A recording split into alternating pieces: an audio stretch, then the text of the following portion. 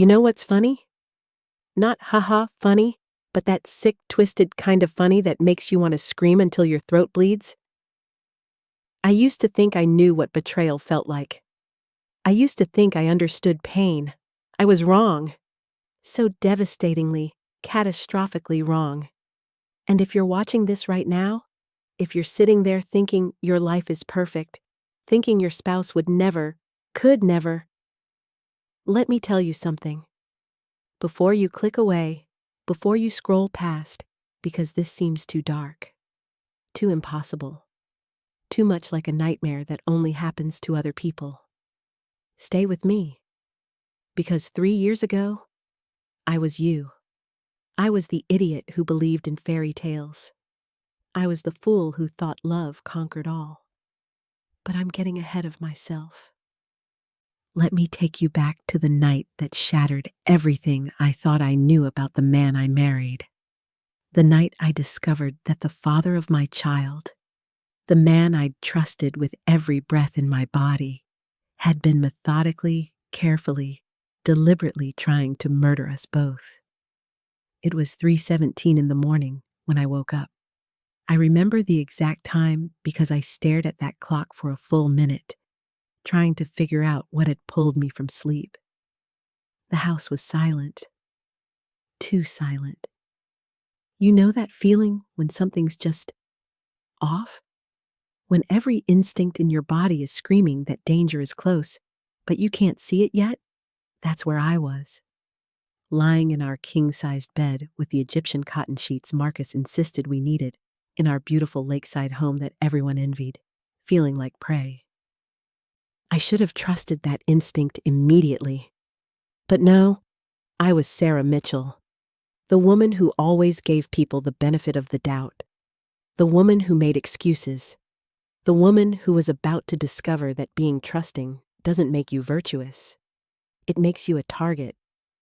I got up, thinking maybe I'd just check on Emma, my baby girl, my 7-year-old daughter who hadn't spoken a single word in 8 months. Not since the accident at the pool. Not since the day she nearly drowned while Marcus was supposed to be watching her. The doctors called it selective mutism brought on by trauma. Marcus called it a phase. I called it heartbreaking. But I never called it what it actually was. A warning sign I was too blind to see. I walked down the hallway, and that's when I heard it. A metallic clinking sound coming from the garage. My heart started pounding. We lived 40 minutes from the nearest neighbor, surrounded by woods on 3 sides and the lake on the 4th. Marcus had chosen this house. Marcus had insisted on the isolation. Privacy, he'd called it. Peace and quiet. What it really was, the perfect location for murder. I should have called 911 right then. I should have grabbed Emma and run. But instead, I did what every doomed character in every horror story does. I investigated. I crept down the stairs, each step making my pulse thunder louder in my ears, and I pushed open the door to the garage.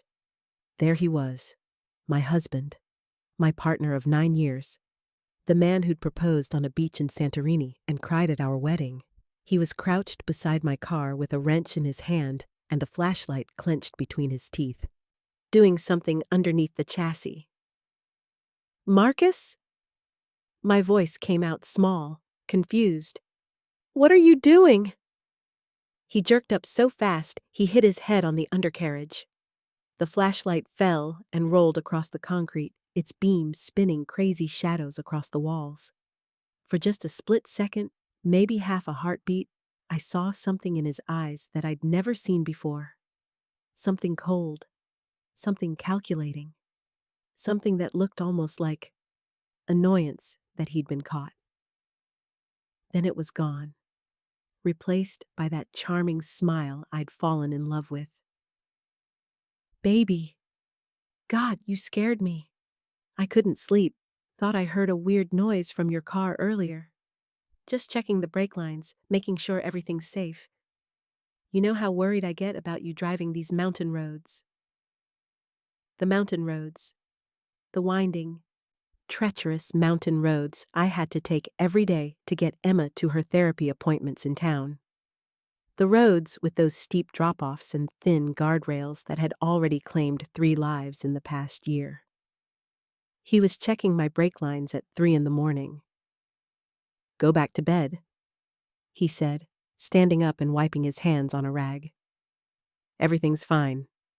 I just want to make sure my girls are safe." I wanted to believe him.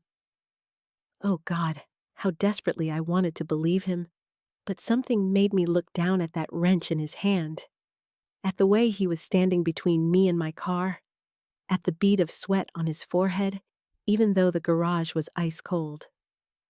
That's when I heard it. A small, choked gasp from the doorway behind me. I spun around, and there was Emma, my silent, traumatized baby girl, standing in her unicorn pajamas with her eyes wide with terror. And then she opened her mouth and screamed, "Mommy, don't get in that car! Daddy's trying to kill us!" The words exploded out of her like they'd been locked in a cage for 8 months and had finally broken free. Her voice was raspy, unused, but clear as a bell. And in that moment, in that horrible, crystallizing moment, I knew. I knew that the pool accident wasn't an accident.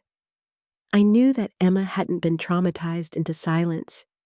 She'd been terrified into silence. I knew that every weird thing that had happened over the past year, the food poisoning only I got, the fall down the stairs, the near miss with the falling bookshelf, the carbon monoxide detector that kept malfunctioning, none of it was coincidental. My husband was trying to kill me. And my daughter had known all along. Do you understand what that does to a person? Do you comprehend what it means to look at the father of your child and realize he's a monster?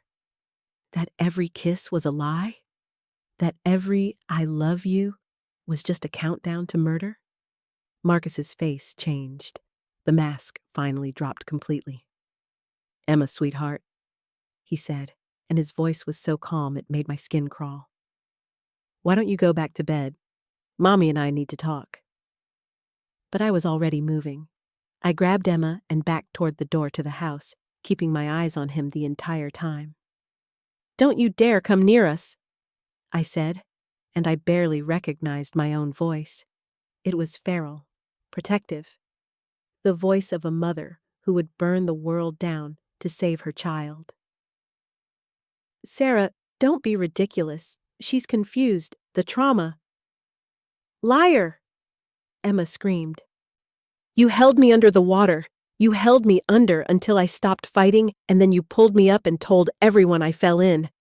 I saw you cutting Mommy's car. I saw you."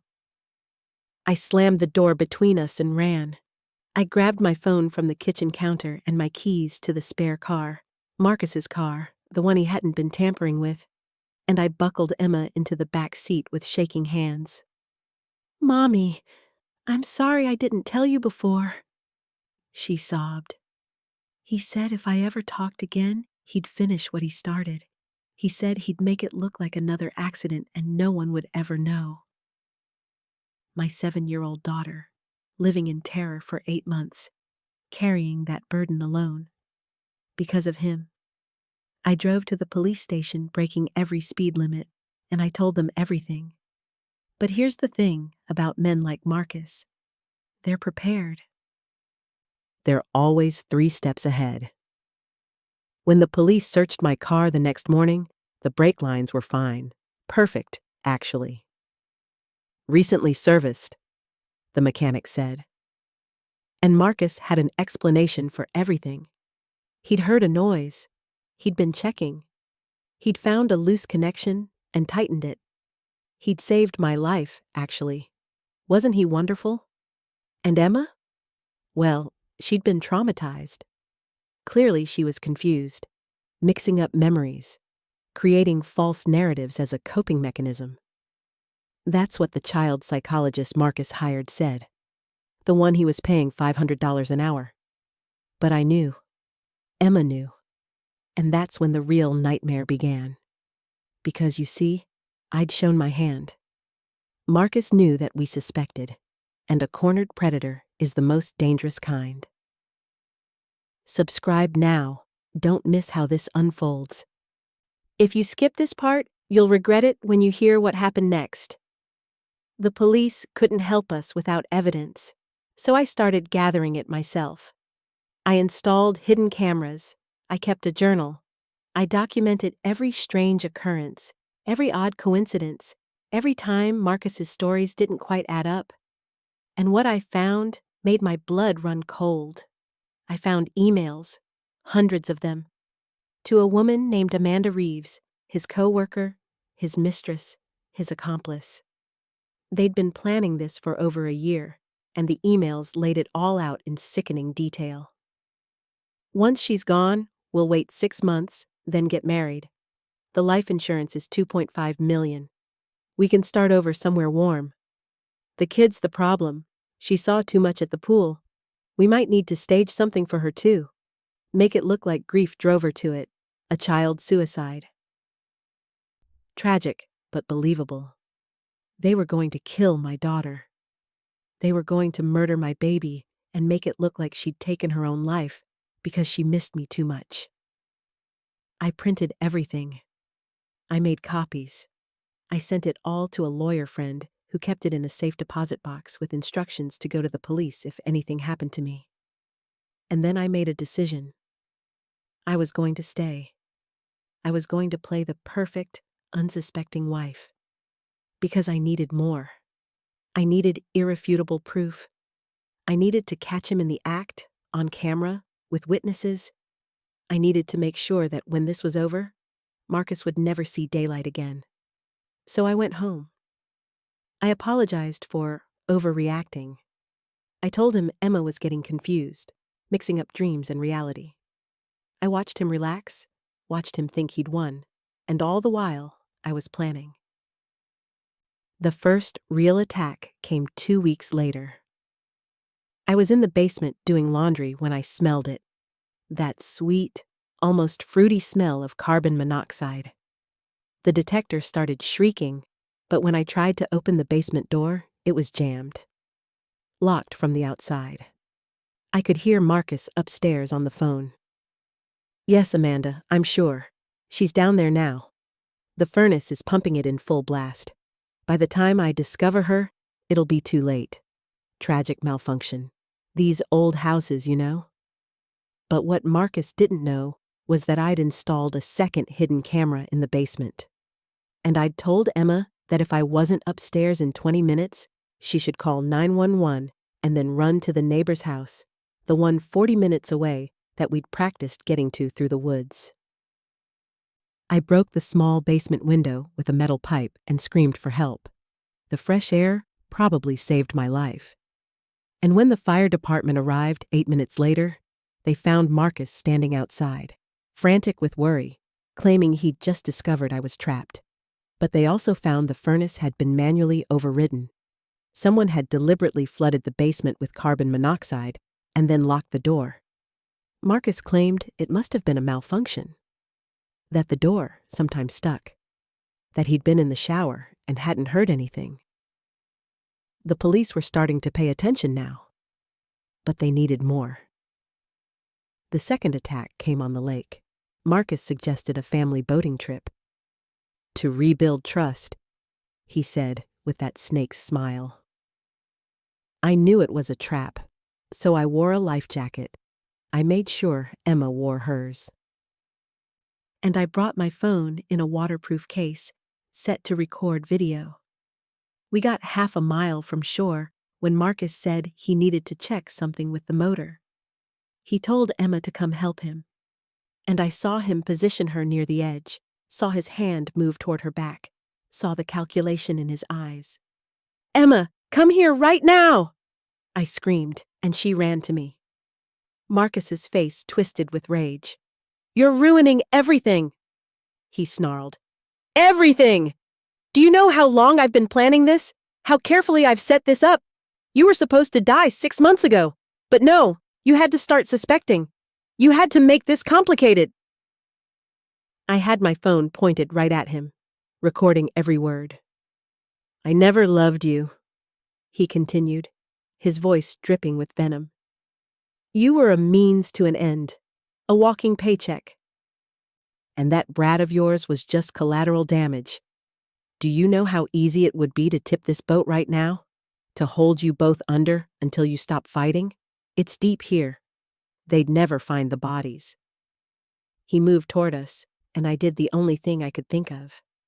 I grabbed the flare gun from the emergency kit and pointed it at him. Come one step closer, and I'll blow a hole in this boat. We'll all go down. And I've got everything you just said on video, already uploading to the cloud. You're done, Marcus. It's over. His face went purple with rage. You think you're smart? You think you've won? I'll kill you both right here, right now, and I'll say you went crazy. Tried to kill us. Forced me to defend myself. Who do you think they'll believe? The successful architect with a spotless record? Or the mentally unstable wife with a history of paranoia? But then we heard it. The sound of a boat motor. The police marine unit responding to Emma's distress call. The one she'd made from the phone I'd hidden in her life jacket pocket before we left shore. They saw everything. Heard everything. And this time, there were witnesses. Don't you dare leave now. You need to hear how this monster finally paid. Marcus tried to run, actually dove off the boat and tried to swim for it. But you can't outswim a police boat. They pulled him out of the water and arrested him right there, soaking wet and screaming about how I'd set him up. And Amanda? They picked her up at the airport with a one-way ticket to Costa Rica and a duffel bag containing $200,000 in cash, money she'd embezzled from Marcus's business as a down payment on their new life together. The trial took 8 months.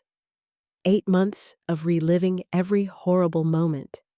8 months of Emma having to testify about what she saw at the pool.